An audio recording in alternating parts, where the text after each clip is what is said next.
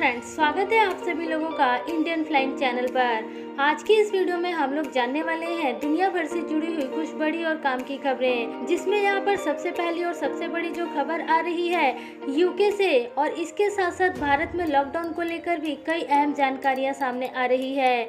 इसके अलावा दोस्तों, हम आज की इस वीडियो में ये भी जानेंगे कि कौन कौन से देश अब एयर बबल्स को लेकर फिर दोबारा से बातचीत करना शुरू कर चुके हैं।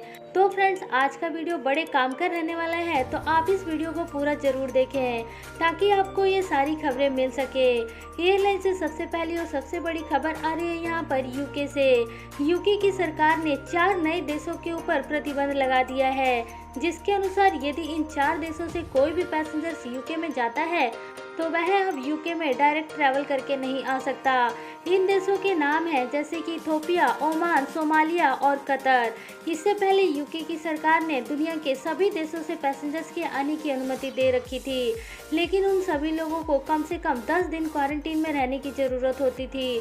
लेकिन अब यहाँ पर नए नियम के आधार पर इन 4 देशों से कोई भी व्यक्ति यूके में ट्रैवल करके नहीं आ सकता। बात करें अभी भारत की, तो भारत से यूके की फ्लाइटें अभी भी चालू है और सभी लोग यूके के लिए ट्रैवल करके जा सकते हैं, लेकिन शर्त यह है कि आप यूके में घूमने के लिए नहीं जा सकते। यूके की सरकार ने केवल कुछ जरूरी काम वाले लोगों को ही ट्रैवलिंग करने की अनुमति दे रखी है।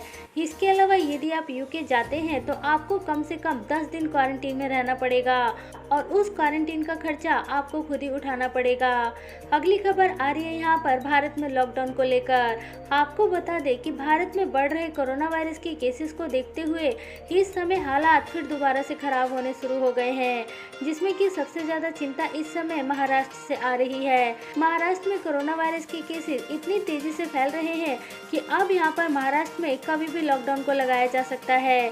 बात करें अभी महाराष्ट्र में उड़ानों को लेकर, तो इस समय मुंबई एयरपोर्ट पर सभी अंतर्राष्ट्रीय पैसेंजर्स का कंपल्सरी इंस्टीट्यूशनल क्वारंटीन किया जा रहा है, लेकिन अभी तक फ्लाइटों के ऊपर कोई भी रोक नहीं लगी। यहाँ पर सभी तरीके की डोमेस्टिक और अंतर्राष्ट्रीय उड़ानें ठीक वैसे ही ऑपरेट हो रही है जैसे कि पहले ऑपरेट हो रही थी। अगली बड़ी खबर जो सामने आ रही है वो चाइना से आ रही है। चाइना की एम्बेसी जो कि भारत में है, उसने ये स्टेटमेंट जारी करके बोला है कि चाइना अब भारत के लोगों के लिए वीज़ा इशू करने का काम शुरू कर रही है। जिन लोगों को भी चाइना ट्रैवल करना है वे सभी लोग वीज़ा के लिए एप्लीकेशन दे सकते हैं, लेकिन उन लोगों के लिए शर्त ये रहेगी कि इन सभी लोगों को चाइना की वैक्सीन लगी हुई होनी चाहिए।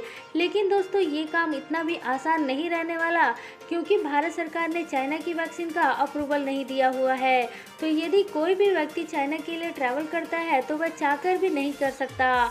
इससे उन लोगों के लिए बड़ी समस्या आ गई है जिनको कि चाइना में अपने कामों पर वापस लौटना है, या फिर जिनके रिलेटिव और जिनको कि बिजनेस के लिए चाइना में ट्रैवल करना है। इन सभी लोगों को अब ट्रैवलिंग में काफ़ी ज़्यादा समस्या आने वाली है। आगे बढ़ते हैं और अगली खबर यहाँ पर दिल्ली एयरपोर्ट से आ रही है। दिल्ली एयरपोर्ट पर पैसेंजर्स की बढ़ती हुई क्षमता को देखते हुए एक और रनवे का निर्माण शुरू हो गया है। ये नया रनवे दिल्ली एयरपोर्ट पर इसलिए बनाया जा रहा है ताकि आगे आने वाले समय में पैसेंजर्स की कैपेसिटी यदि बढ़ती है तो उसको दिल्ली एयरपोर्ट पर आसानी से हैंडल कर सके। मौजूदा समय में दिल्ली एयरपोर्ट पर पहले से ही 3 रनवे हैं। यदि ये चौथा रनवे भी बन जाता है तो भारत में दिल्ली एयरपोर्ट पहला ऐसा एयरपोर्ट होगा जिसके पास 4 रनवे होंगे। आपको बताना चाहेंगे कि कैपेसिटी के मामले में दिल्ली एयरपोर्ट दुनिया के सबसे बिजी एयरपोर्टों में से एक माना जाता है और इसकी रैंकिंग 17वें नंबर पर आती है। अगली खबर जो आ रही है वो ऑस्ट्रेलिया और सिंगापुर से आ रही है। आपको बताना चाहेंगे कि ऑस्ट्रेलिया और सिंगापुर ये दोनों देश आपस में ट्रैवल कॉरिडोर यानी कि एयर बबल्स को लेकर बातचीत कर रहे हैं, और अभी की जो रिपोर्ट निकलकर सामने आ रही है उसके अनुसार जुलाई महीने तक उम्मीद है कि दोनों देशों के बीच में ट्रैवल कॉरिडोर के तहत उड़ानें चालू हो सकती है। इस समय ऑस्ट्रेलिया है वो दुनिया के ऐसे देशों की लिस्ट में शामिल है जिसने कि किसी भी देश से फ्लाइटों को चालू नहीं किया है, और ऑस्ट्रेलिया केवल और केवल अपने देश के नागरिकों को ही आने की अनुमति दे रहा है। अगली खबर यहाँ पर भारतीय एयरपोर्ट को लेकर आ रही है। भारत के एयरपोर्ट इस साल लॉसेस में रहने वाले हैं और एक रिपोर्ट के अनुसार सभी एयरपोर्टों को मिलाकर टोटल 5,400 करोड़ रुपए का नुकसान हो सकता है। आपको बताना चाहेंगे कि इन लॉसेस के कारण ही देश के कई बड़े एयरपोर्ट जैसे कि दिल्ली, मुंबई जैसे एयरपोर्ट ने पैसेंजर्स से एक्स्ट्रा अमाउंट चार्ज करना भी शुरू कर दिया है, जिससे कि फ्लाइट के किराए में भी बढ़ोतरी देखने को मिली है। इसके अलावा अगली जो खबर आ रही है उसके अनुसार एक पैसेंजर से जो कि दुबई से दिल्ली के लिए ट्रैवल कर रहा था, उसने ये कंप्लेन किया है कि उसके बैगेज में से कुछ जरूरी सामान मिसिंग है। कस्टमर के बैगेज का लॉक भी टूटा हुआ था। इसको लेकर स्पाइस जेट ने इन्वेस्टिगेशन जारी कर दिया है और ये सभी तरीके की जांच की जा रही है कि आखिरकार उस पैसेंजर्स के बैगेज का लॉक कैसे टूटा है और यदि उस पैसेंजर्स को कुछ नुकसान हुआ है तो उसकी भरपाई कैसे की जाए। अगली जो खबर आ रही है वो सिंगापुर जाने वाले पैसेंजर्स को लेकर आ रही है। जो लोग भी सिंगापुर के लिए ट्रैवल करने की सोच रहे थे उनके लिए यहाँ पर एक अच्छी खबर आ गई है, क्योंकि भारत की national career airlines company air India बहुत ही जल्दी अब सिंगापुर के लिए नई उड़ानों की शुरुआत कर रही है। एयर इंडिया की नई उड़ानें 28 मार्च से 30 अक्टूबर के बीच में ऑपरेट होगी। यहाँ पर आपको बताना चाहेंगे कि एयर इंडिया बेंगलुरु से वाया चेन्नई सिंगापुर के लिए अपनी इन उड़ानों को ऑपरेट करने वाली है। जिन लोगों को भी सिंगापुर जाना है वे सभी लोग एयर इंडिया की वेबसाइट पर जाकर अपने टिकट की बुकिंग करके ट्रैवल कर सकते हैं। उसके लिए वे एयर इंडिया के कॉल सेंटर या फिर एयर इंडिया की बुकिंग ऑफिस से भी संपर्क कर सकते हैं। अगली जो खबर आ रही है वो इंडिगो एयरलाइंस से आ रही है। इंडिगो एयरलाइंस राजकोट से 4 नए डेस्टिनेशन के लिए अपनी उड़ानों की शुरुआत कर रही है। ये 4 नए डेस्टिनेशन दिल्ली, मुंबई, बेंगलुरु और हैदराबाद रहने वाले हैं, यानी कि देश के सभी बड़े शहरों से अब राजकोट को जोड़ दिया गया है। आपको बताना चाहेंगे कि गुजरात का राजकोट बिजनेस के लिए काफ़ी ज़्यादा फेमस है और यहाँ से यदि उड़ानें देश के सभी एयरपोर्टों के लिए शुरू हो रही है तो इससे गुजरात के साथ साथ ट्रैवल करने वाले लोगों को भी काफ़ी फायदा मिलने वाला है।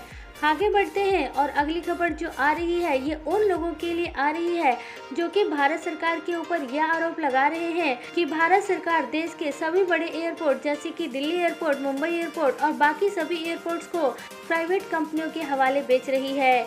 इसको लेकर यहाँ पर सिविल एविएशन मंत्री हरदीप सिंह पुरी ने ये साफ साफ बता दिया है कि भारत सरकार ने इन सभी एयरपोर्ट्स को प्राइवेट कंपनियों को केवल लीज पर दिया हुआ है।